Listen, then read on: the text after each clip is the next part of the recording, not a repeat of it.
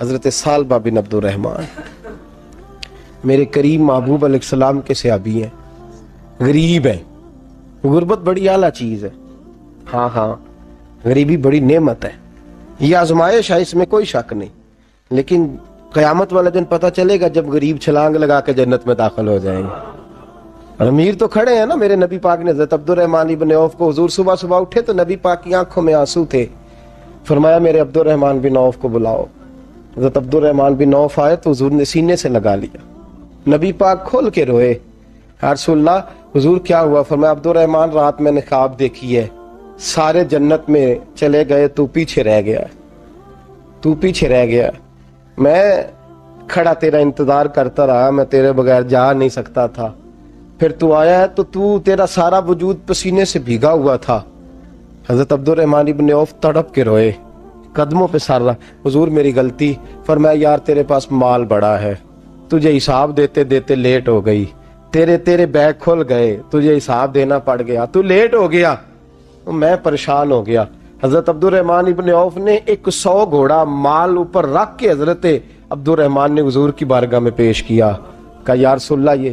اور پتہ ہے ایک دن کیا ہوا؟ ایک دن سرکار کے وصال ظاہری کے بعد حضرت عبد الرحمن ابن عوف نبی پاک کے گھر کے دروازے کے باہر آ کے بیٹھ گئے اور یوں سر کو پکڑا ہوا ہے، رو رہے ہیں۔ حضرت ام سلمہ حضور کی زوجہ باہر آئیں، کہا بیٹا عبد الرحمن کیا ہوا؟ جب پوچھا کیا ہوا تو اور کھول کے روئے، کہا کیوں روتا ہے؟ کہا اماں جی جب تک میرے محبوب حیات ظاہری میں تھے مجھے بتاتے تھے یہ مال نہ کما، یہ کم، میں حضور سے بات کرتا تھا تو حضور روک دیتے تھے، اب مجھے ظاہراً بتانے والا کوئی نہیں، مال کے ڈھیر لگ گئے ہیں، آج حساب کرنے بیٹھا ہوں تو حساب نہیں ہو رہا، سوچتا ہوں اگر میں پھنس گیا تو مجھے کون اس سے بچائے گا؟ آپ محبوب کی زوجہ ہیں، میری ماں ہے، میں آپ کے پاس آیا ہوں، اماں جی مجھے بتائیں میں کیا کروں؟ تو حضرت ام سلمہ بھی رو پڑی، کہنے لگے محبوب تھے، میں کہاں ان کی ترجمانی کر سکتی ہوں، میں نبی پاک کی ترجمانی کیسے کروں؟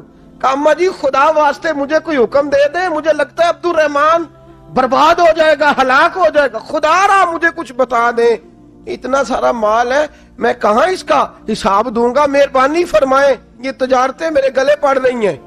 حضرت ام سلمہ کی جب منت کی تو فرمانے لگی جا بیٹے آدھا خیرات کر دے۔ کتنا؟ 2.5% نہیں، کتنے فیصد ہے؟ 50%، 50%۔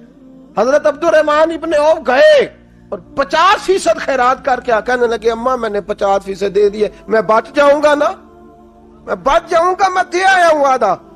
تو حضرت ام سلمہ فرمانے لگی میں نبی پاک کی بارگاہ میں سفارش کروں گی تیری، اور نبی پاک اللہ کی بارگاہ میں سفارش کرے صلی اللہ علیہ وسلم۔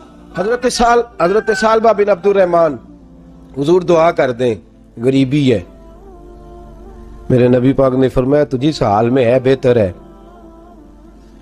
کرتے ہیں حضور نہیں دعا کر دیں، فرمایا تجھی اس حال میں ہے، تیسری دفعہ پھر آ گئے، حضور نے دعا کر دی، 4 بکریاں تھیں، چند مہینے گزرے، کچھ تجارت شروع کی، چھوٹے موٹا لین دین شروع کیا تو 40 ہو گئیں، کچھ وقت اور گزرا تو ریوڑ بن گیا، پھر گائیں بھی آ گئیں، پھر اونٹ بھی آ گئے، پھر لائنیں لگ گئی، پھر ہر وقت حضور کے قریب بیٹھنے کو دل کرتا تھا، اب لین دین کے معاملات تھے، اب ذرا طبیعت تھوڑی پیچھے ہٹنے لگی، تھوڑا دل پیچھے ہٹنے لگا، پہلے 5 نمازیں مسجد میں، پھر زور اثر کی چھٹی، میری طرف دیکھو اور دیکھو میں کیا عرض کر رہا ہوں، پھر زور اثر گئی، پھر کچھ وقت گزرا تو مغرب بھی گئی، پھر اتنی بڑی حویلی کوئی نہیں، پھر باہر جا کے مدینے سے ڈیرا لگا لیا، جمعے کے جمعے آتے، زکوٰۃ کا حکم آ گیا 2 ہجری میں، حضرت ابو ہریرہ رضی اللہ تعالیٰ عنہ امیر زکوٰۃ مقرر ہوئے، 5 اونٹوں پر 1 بکری، یہ زکوٰۃ ٹھہری۔ اب جب گئے نا اونٹ گنے اور بکریاں گننے لگے، اوہو 1 کروڑ پہ 2.5 لاکھ، کس نے دیا تھا؟ دعا کس نے فرمائی؟ اوہو اتنا، میرے پیسے بینک سے میسج آ جائے گا اتنے کم ہو گئے، اوہو بڑی مصیبت بنے گی، مجھے تو خوشی ہوتی ہے جب آتے ہیں تو اب یہ والا میسج بھی چلے گا کہ اتنے مائنس ہو گئے، توبہ توبہ، پریشانی لگ گئی، بڑی طبیعت، انکار نہیں کیا، کہنے لگے حضور سے جا کے عرض کرنا میں خود آؤں گا، اور جہاں محبوبیت ہو وہاں اتنے لفظ بھی بے ادبی ہیں، وہاں ٹھہر جاؤ، سوچتا ہوں، سمجھتا ہوں، غور کرتا ہوں، یہ جملے بھی وہاں توہین ہوتے ہیں۔ محبوب ہو اور وہاں انسان سوچ سمجھ کی بات کرے، وہاں انسان، بابا بلے شاہ صاحب نے کہا عقل آخ دی چگے نو سام کے رکھ، عشق آخ دے بال کے سیکنا چاہیے ہے۔ کہا جا کے کہنا میں آؤں گا۔ سب کی زکوٰۃ لے آئے، در رسول پہ آئے، حضور نے فرمایا پہلے سالبہ کی بات بتاؤ۔ پتہ تھا نا پہلے سال، حضور اس نے کہا تھا میں آؤں گا۔ حضرت ابو ہریرہ کہتے ہیں نبی پاک نے ٹھنڈی آہ بھری، آہ ٹھنڈی، فرمایا ہلاک ہو گیا۔ اس کو کہا تھا نہ اس چکر میں پڑ، ہلاک ہو گیا، ہلاک۔ حضرت ابو ہریرہ فرماتے ہیں دو باریک باریک آنسوؤں کے قطرے بھی میں نے محبوب کی آنکھوں میں دیکھے۔ اپنا ہے نا تو دکھ ہوا، یار میرا اپنا تھا، ہلاک ہی ہو گیا ہے، کدھر چلا گیا ہے۔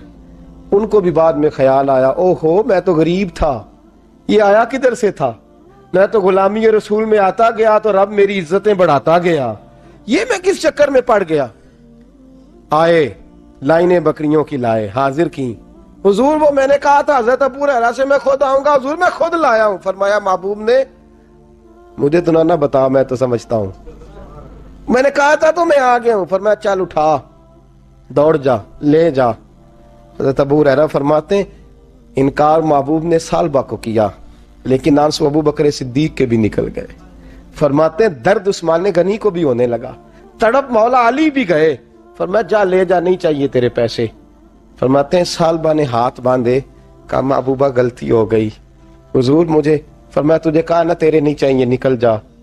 حضرت ابو ہریرہ فرماتے ہیں جب نبی پاک نے رخ پھیرا تو صحابہ کی زبانوں پہ بھی جاری ہو گیا یہ تو ہلاک ہو گیا۔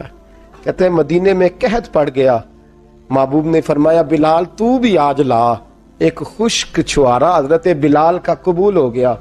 لیکن سالبہ لائنیں لگی یا مال کی، فرمایا جا لے جا، تیرا قبول نہیں ہے۔ فرماتے ہیں تڑپتے رہے ساری زندگی اور مال کو دیکھ دیکھ کے آہیں بھرتے رہے، لیکن کریم نے اس تجارت کو قبول۔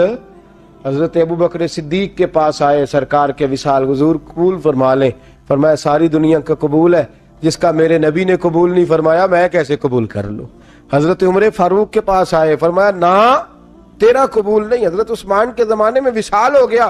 عزیز یاد رکھ، تجارت وہ والی کر جو تجھے نجات دے، اس چکر میں نہ پڑ جا جو تجھے الجھا دے، جو تجھے الجھا دے۔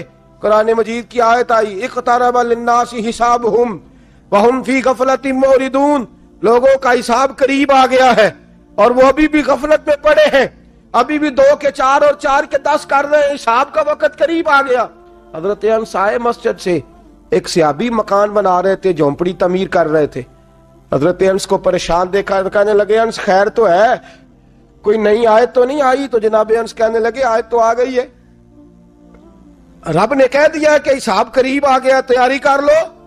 جھونپڑی بنا رہے ہیں، محل نہیں، جھونپڑی بنا رہے تھے، ابھی دیوار کچی مکمل نہیں ہوئی تھی، ہاتھ جھاڑ دیے صحابی نے، ادھر رخ پھیرا تو حضرت انس کہنے لگے کہاں جا رہے ہو؟ کہنے لگے بھائی میں حساب نہیں دے سکتا، میں مصطفیٰ کے پاس جا رہا ہوں، میں نے نہیں دیوار بنانی، بس بھائی میری اس دوڑ سے بس میں کوئی نہیں حساب دے سکتا، میں کمزور ہوں۔ میرے رسول کائنات صلی اللہ تعالی علیہ وسلم نے، میرے دوستو تجارت کرو لیکن اس کو عبادت سمجھ کے کرو۔ اگر تمہیں چوک وہاں دکان پہ بیٹھے خدا بھول جاتا ہے اور سودا کرتے وقت رب رسول کی باتیں تمہیں بھول جاتی ہیں، تو پھر تو تم وانتم موردون میں ہو، پھر تو تم غافل ہو۔